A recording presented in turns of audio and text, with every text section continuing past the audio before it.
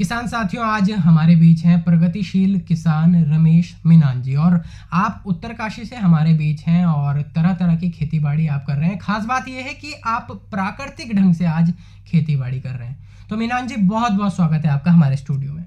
नमस्कार चमोली जी, आकाशवाणी का बहुत बहुत आभार व्यक्त करता हूँ जिन्होंने मुझे ये मंच प्रदान किया। मीनान जी, जैसे कि प्राकृतिक खेती आप कर रहे हैं और आजकल हम देख रहे हैं कि प्राकृतिक खेती पे बहुत ज़्यादा जोर भी दिया जा रहा है। सरकार भी चाहती है कि लोग ज़्यादा से ज़्यादा जैविक तरीके से खेती बाड़ी करें, प्राकृतिक खेती को अपनाएं। और आप क्योंकि इस खेती को अब अच्छी तरह से कर रहे हैं, इस खेती को आप जान रहे हैं, तो सबसे पहले आपसे जानेंगे प्राकृतिक खेती है क्या और किस ढंग से इसमें खेती बाड़ी को किया जाता है। जी बिल्कुल चमोली जी, प्राकृतिक का मतलब है जो हमारी प्रकृति से जो चीजें उपलब्ध हो वो प्राकृतिक खेती है। तो प्राकृतिक खेती है वो जो है देसी गाय पे आधारित खेती है और इसके 4 स्तंभ है। अगर हम जो है प्राकृतिक खेती करेंगे या कोई करना चाह रहा है तो प्राकृतिक खेती के 4 स्तंभ होते हैं। पहला होता है बीजामृत, दूसरा होता है जीवामृत, तीसरा होता है घन जीवामृत और चौथा होता है आच्छादन और वापसा जी। तो ये 4 स्तंभ है प्राकृतिक खेती के। इनके आधार पे जो है प्राकृतिक खेती की जाती है। जी,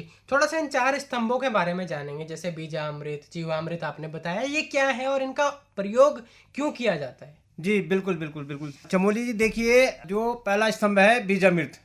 बीजामृत मतलब बीजों का अमृत। जी। जब हम बीजों की जो है खेतों में बुआई करते हैं तो उससे पहले उस बीज को जो है उपचारित किया जाता है। बिल्कुल। तो उपचारित करने के लिए जो है बीजामृत का प्रयोग किया जाता है। तो जो बीजामृत जो है उसमें जो सामग्री मिलाई जाती है वह है आपका गौमूत्र हो गया, गोबर हो गया, आपका जो है चूना हो गया, आपके जो पीपल की जो पेड़ है उसकी नीचे की जो है थाल की जो मिट्टी उसमें जो है जीवाणु की संख्या ज्यादा होती है। और अगर कहीं पे अगर पीपल का पेड़ नहीं है तो आपके जो खेतों की जो मेड़ है, खेतों की मेड़ की जो मिट्टी जो है उसको आप जो है उसमें मिला सकते हैं। तो बीजामृत जब हम बनाते हैं तो उसके लिए सबसे पहले हमें जो है एक प्लास्टिक का ड्रम लेना होता है और उसमें जो है लगभग जो है 20 लीटर आप लोग पानी ले सकते हैं और 5 लीटर आप गौमूत्र लेंगे, 5 किलो आप जो है गोबर लेंगे, 50 ग्राम आप चूना लेंगे और 100 ग्राम आप जो है पीपल के पेड़ की जो थाल की जो मिट्टी है उसको लेंगे। तो इन चीजों को जो आप जो है एक प्लास्टिक के बैरल में जो है उसको मिश्रित कर देंगे, मतलब उसको घोल के उसको आप जो है लगभग जो है 24 घंटे के लिए जो उसको जो है एक छायादार जगह पे उसको रखेंगे। 24 घंटे आप जो उसको छायादार जगह पे आप जब रखोगे तो उसको एक टाइम सुबह और एक टाइम शाम को जो है उसको जो हिलाना है क्लॉकवाइज जो है सुई की दिशा में उसको जो है घुमा के जो है हमारा जो बीजामृत है जो तैयार हो जाएगा। 24 घंटे के बाद जब वो तैयार हो जाएगा तो जैसे हमने जो है कल जो है खेत में जो है बीज की जो है बुआई करनी है तो एक दिन पहले बीज का जो ये रेशो है ये लगभग जो है 1 कुंटल बीज का है, 100 किलो बीज का जो है ये जो रेशो है। तो इसमें आप जो है बीज को उपचारित करके उसको भिगा के उसको एक जो है सूखी जगह पे उसको जो है फैला देंगे।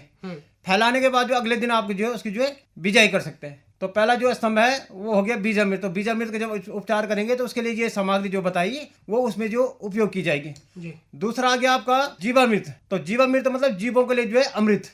हमारे जो जितने भी खेत में जो हमारे फसलें हैं या फिर हमारे जो पौधे हैं उनके लिए ये जो जीवामृत है वो जो है अमृत का काम करता है, खाद और उर्वरक का काम। हाँ बिल्कुल बिल्कुल। वो जो है जैसे कच्चे जो पोषक तत्व होते हैं जमीन में उनको पका कर वो जो है पौधों को या फसलों को जो है उपयोग में लाता है। और तीसरा हो गया आपका जो है घन जीवामृत। तो घन जीवामृत जो है आपका जो गोबर है, जितना आप गोबर जीवामृत में लेंगे उतना तो लेके जो आपका जो गोबर शेष बचेगा उसको लगभग जो है 1 कुंटल गोबर लेंगे और 1 कुंटल गोबर में जो है आप जो है 10 लीटर आपका गौमूत्र हो गया और आपका जो है 2 किलो बेसन हो गया, 2 किलो गुड़ हो गया और 100 ग्राम आपका जो है मिट्टी हो गई, मेड़ की मिट्टी। इनको जो है मिक्स करके सारा मिक्स करके गोबर को मिक्स करके उसको जो है फैला देंगे। जब फैलाने के बाद जब गोबर सूख जाएगा तो उसको आप जो छान के जो है इकट्ठे में भर के उसको खेतों में जो आप जो है इस्तेमाल कर सकते हैं। तो इस तरह से आपने बताया कि किस तरह से प्राकृतिक खेती में इन जरूरी जो 4 स्तंभ हैं इनकी जरूरत होती है। अच्छा, आपने शुरुआत कैसे करी, आपके मन में कैसे आया कि मुझे प्राकृतिक खेती करनी है? और क्योंकि प्राकृतिक खेती जब आपने करी है तो कई सारी दिक्कतें भी आपको आई होंगी, तो इनके बारे में भी थोड़ा आपसे जानें। जी जी बिल्कुल बिल्कुल। देखिए चमोली जी, आज से 4-5 साल पहले जब कोरोना आया था सभी लोग घर पे आए। मैं भी प्राइवेट जॉब करता था तो मुझे भी घर पे आना हुआ, आना ही था स्वाभाविक। सब जब घर आए तो मुझे भी आना पड़ा। तो लगभग 1-2 महीने जब घर पे रहा जी तो काम धाम तो कुछ था नहीं।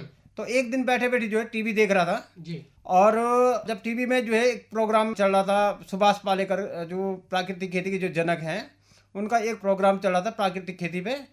तो मैंने जब उसको देखा तो मुझे लगा कि इसमें कुछ ना कुछ जो है अच्छी जानकारी और अच्छी चीज़ है ये, क्योंकि आजकल की जो फसलें जितने भी हमारे जो खेतों में जो भी उत्पाद तैयार किए जाते हैं उसमें जो है तमाम प्रकार का जो है रसायनों को जो मिश्रण किया जाता है, जो कि हमारे स्वास्थ्य के लिए बहुत घातक है, ये सभी लोग जानते हैं। तो प्राकृतिक खेती में जो है किसी भी प्रकार का जो रसायन का प्रयोग नहीं किया जाता। उसमें जो है आपके देसी गाय के जो गोबर है, गौमूत्र है, इन चीजों का इस्तेमाल करके जो है सूखी और गीली खाद जो है बनाई जाती है जी। तो जब मैंने देखा तो मुझे लगा कि इसमें जो है हमें जो है इंटरेस्ट लेना चाहिए, सबको लौटना चाहिए प्राकृतिक खेती। और तो मैंने भी जो है देखा, लगभग जो हर दिन सुबह चलता था, तो मैंने रोज देखना जो शुरू कर दिया। तो 1-1.5 महीने बाद मुझे कुछ आइडिया आया कि मुझे ये काम करना है, मुझे अब नौकरी नहीं करनी है, मुझे जो है प्राकृतिक खेती करनी है जी। तो मैंने इस पे जब 1-1.5 महीने के बाद जब मैंने काम शुरू किया तो उसमें पहले मुझे बहुत समस्या यह हुई कि हम तो बाहर रहते थे, जो हमारी पुश्तैनी जमीन थी, खेती बाड़ी तो वैसे हम बचपन से ही कर रहे हैं, लेकिन जो एक व्यवसाय के तौर पे जो है वो 4-5 साल पहले जो मैंने शुरू किया। तो शुरू में सबसे पहले तो मैंने देखा हमारी जो जमीन है, पुश्तैनी जमीन है, उस पर घेरबाड़ नहीं थी, तो सबसे पहले मैंने घेरबाड़ करवाई।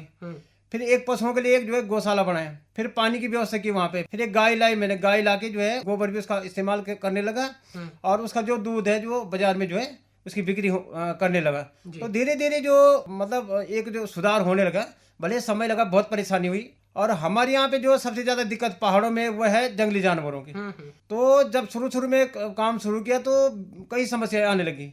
मतलब एक बार जो है सोचा हमने कि यार इस पे क्यों ना ऐसी फसलें लगाई है जिसको जो है जंगली जानवर जो है नुकसान ना पहुंचाए। तो हमने जो है इसकी जगह पे जो हमारी फसलें थी, जैसे धान, गेहूं, दालें, तो इनको कम करके हमने जैसे हमारी हल्दी हो गई, अदरक हो गई, औषधीय पौधे हो गए, तो इन पे हमने काम करना जो है शुरू कर दिया जी। तो उससे ये हुआ कि जंगली जानवरों का जो है जितना प्रकोप पहले होता था वो थोड़ा कम हो गया। तो अब धीरे धीरे ये है कि जंगली जानवर तो फिर भी आ रहे हैं खेतों में, पर उतना नुकसान नहीं हो रहा जितना पहले होता था जी।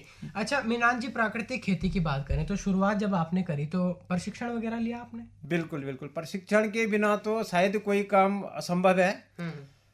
हमारा जो केवी की है कृषि विज्ञान केंद्र चिन्यालीसोड़ में जी, वहाँ पे एक वैज्ञानिक थे डॉक्टर पंकज नोटियाल, आज वो हरदोई में है जी प्रधान वैज्ञानिक के तौर पे। तो उस समय वो चिन्यालीसोड़ में थे। तो जब वहाँ पे जो है पहला प्रशिक्षण उसका प्राकृतिक खेती का हुआ, तो मुझे कहीं से पता लगा और मैंने तुरंत जो है डॉक्टर साहब से संपर्क किया, नोटियाल जी से। मैंने कहा डॉक्टर साहब मुझे जो है प्राकृतिक खेती की ट्रेनिंग लेनी है। तो डॉक्टर साहब मान के बोला आप आइए, आप ट्रेनिंग लीजिए। वहाँ पे आए, 2-3 दिन की हमने ट्रेनिंग ली। तो जो हमने टीवी पे देखा वो तो देखा ही था, लेकिन प्रैक्टिकल जो है हमें बीजामृत बनाना, जीवामृत बनाना, घन जीवामृत बनाना, और साथ में उन्होंने जो है हमें फोन के माध्यम से समय पे जहाँ हमें दिक्कतें हुई उन्होंने हमारा जो मार्गदर्शन किया, और आज हम जो है खेती को परिपक्व ढंग से जो हम लोग करने लगे हैं जी। अच्छा मीनान जी, आपके साथ कितने और किसान कर रहे होंगे प्राकृतिक खेती? मेरे साथ में हमारे क्षेत्र में तो ज्यादा नहीं, 50-60 है, लेकिन जो बाहर के ऑल इंडिया के ग्रुपों से मैं जुड़ा हूँ, तो हमें खुशी इस बात की होती है कि लोग जब हमसे संपर्क करते हैं कि हमसे पूछते हैं कि कैसे जीवामृत बनाना है, कैसा बीजामृत बनाना है, कैसा घन जीवामृत बनाना है,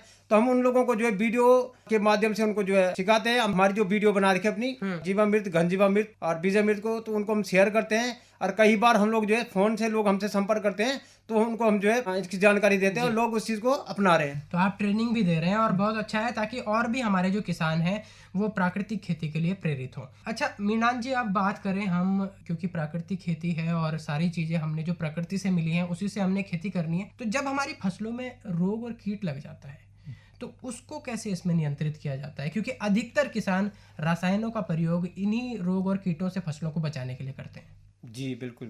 चमोली जी, देखिए सबसे पहली बात, हम लोग जो है हमारा जो फसल में जो कीट लगने का कारण है वो सबसे पहला है हमारा जो है जो बीज है वो अच्छी क्वालिटी का नहीं होता है, उसमें पता नहीं कुछ बताया कुछ ज्यादा निकलता कुछ और। तो सबसे पहले कीटों का नियंत्रण करना है, तो सबसे पहले हम लोगों को जो है अच्छे बीज का चयन करना चाहिए। दूसरे में अगर हम लोग जो है बीजामृत से बीज को उपचारित करेंगे तो उसमें कुछ % लगेगा, कीट लगेगा, ऐसा नहीं कि नहीं लगेगा, लेकिन ये है कि जो कीट लगेगा कम मात्रा में लगेगा। क्योंकि जब हम जो है बीजामृत में जब बीज को उपचारित करते हैं तो जो खराब बीज होता है वो हमारा जो है अलग छंटनी हो जाती है उसको, और बीजामृत में जो है जो सही बीजों को नीचे जमीन पे बैठ जाता है और जो खराब बीज होता है ऊपर जो है पानी में आ जाता है। सबसे पहले जो है हम लोग जो है बीजामृत से जब हम बीज को ट्रीट करते हैं तो कुछ % उसमें जो है रोग की जो है मात्रा घट जाती है। दूसरे में अगर हम जो है खेतों में अपने जो है जीवामृत का समय पे अगर हम जो है छिड़काव करते हैं तो उससे भी जो है हमारी फसल में जो है कीट और रोग कम लगते हैं। तीसरा हमारा घन जीवामृत है, वो फसलों में जो है अच्छी ग्रोथ देता है, तो उसमें कीट की संभावना कम रहती है। उसके बावजूद अगर कीट लगता है तो हम लोग जो है हमारा जो गौमूत्र होता है गाय का, उसमें जो है जैसे 15 लीटर में 1 लीटर आधा लीटर उसमें जो है 15 लीटर में जो 12-13 लीटर हमने उसमें जो है पानी मिला के उसमें 1-1.5 लीटर 2 लीटर उसमें जो है गौमूत्र का अगर समय समय पे छिड़काव करेंगे तो कीट की संभावना कम रहेगी। फंगस के लिए हम लोग जो है खट्टी लस्सी जो हमारी मट्ठा होती है, खट्टी मट्ठा को जो हम जो है 2-3 दिन पुरानी मट्ठा उसको जो हफ्ते दिन में 15 दिन में आप इसमें जो है छिड़काव करते रहे तो रोगों की संभावना कम रहेगी। तीसरा जो हम इस्तेमाल करते हैं वो है राख। मैंने 2 महीने में अगर आप राख का जो है घोल बना के फसलों में छिड़काव करेंगे तो उससे भी जो है कीट नियंत्रित होंगे। जी अच्छा मीनान जी, क्या लगता है आपको पहाड़ों में जैसे जैसे उत्पादन बढ़ेगा, क्योंकि आज हम देख रहे हैं कि पहाड़ों में तमाम जो हमारी खेतें हैं वो खाली पड़ी हैं, बंजर वो भूमि पड़ी हैं और पलायन जैसी समस्या भी आई है, तो अगर उत्पादन बढ़ेगा, प्राकृतिक खेती को लोग अपनाएंगे तो दोबारा से लोग वहां पर जाएंगे, दोबारा से खेती बाड़ी करेंगे।